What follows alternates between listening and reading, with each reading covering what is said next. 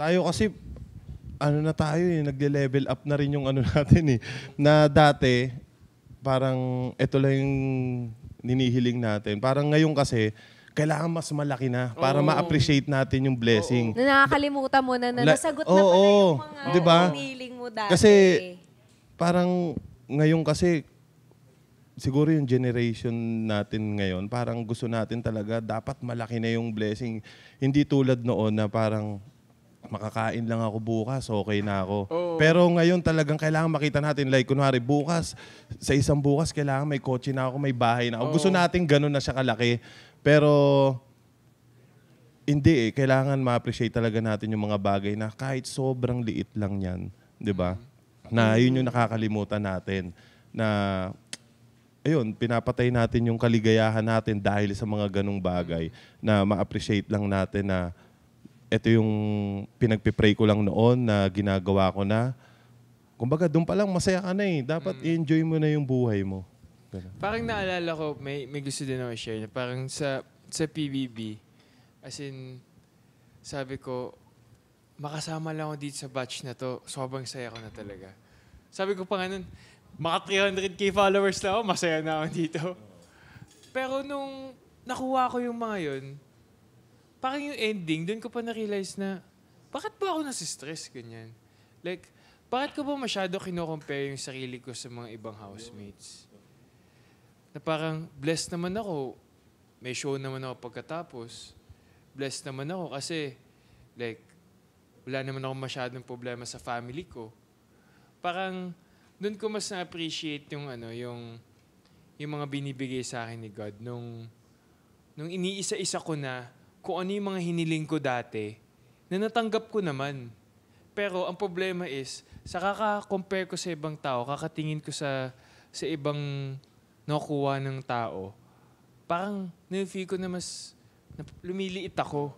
Na parang mali yung... comparison is a thief nga. of joy talaga. And it's really a sin na if you compare yourself to others. Kasi nga tama nga yung sabi ni Kuya Zeus na talagang iba-iba tayo ng path and timeline in life talaga. And pag nag-worry ka kasi, and if you keep thinking about, what will happen in the future, ganito, ganyan, na hindi ka na nakaka-focus in the present, it's like you're telling God na God, wala akong tiwala sa'yo. Wala akong faith. You always should think na it's faith over fear. Mm-hmm. Kasi lagi kang takot, ganito, ganyan, na hindi mo na ginagawa yung tingin mo na dapat mong gawin talaga or dapat mo talagang gawin. Kasi takot ka eh. Hey, you just have to keep going talaga. Mm-hmm.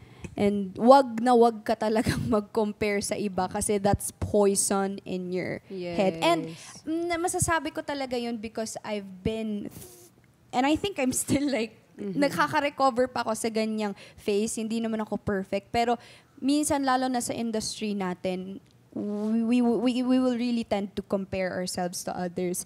Like, minsan napapaisip ako, kabatch ko naman yan, pero bakit ganito, bakit ganyan, tururut. So now, ang ginagawa ko talaga, and it's normal, don't beat yourself up for that kind of thinking. It's normal.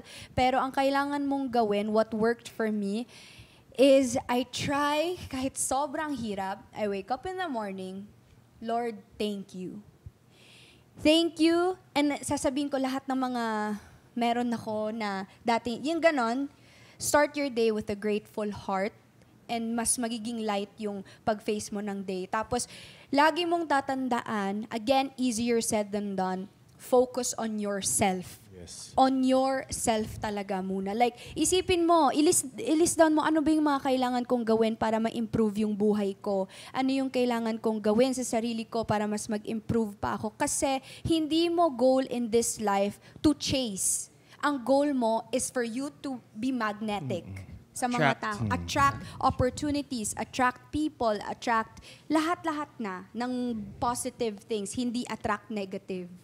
Okay? And if there's negative na nangyari, again, that's part of God's plan. Good or bad yan, that's a way for you to be who you really are. Tama yun. Diba? Hindi, tsaka yun nga yun yung yung mga gusto natin, alam ni Lord yan kung ano lang talaga yung kailangan natin eh.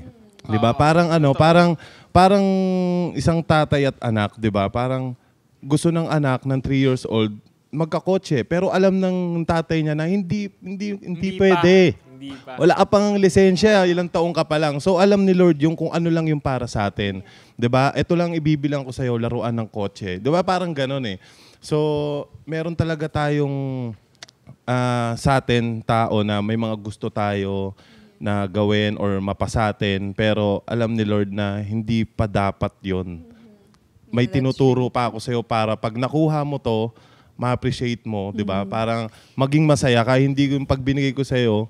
Okay. Oh, ito Hindi lang. mo alam kung Oo. paano i-handle. Yun, Baka masasayang lang. Masasayang lang at kung saan-saan pa or baka mapahamak ka pa. Exactly. Parang ganun. Totoo yun. Kaya yung mga ay shucks, hindi ako napasama dito, hindi ako nakuha dito o natanggap dito. That's redirection. And that's God's protection to you. Kasi may mga conversation si God na naririnig na hindi mo naririnig. May mga nakikita siya at alam niya na hindi mo alam. So who are you to battle that? And whatever happens, wala ka talagang magagawa pag ayaw talaga ni Lord. O pag hindi talaga siya para sa'yo. Kaya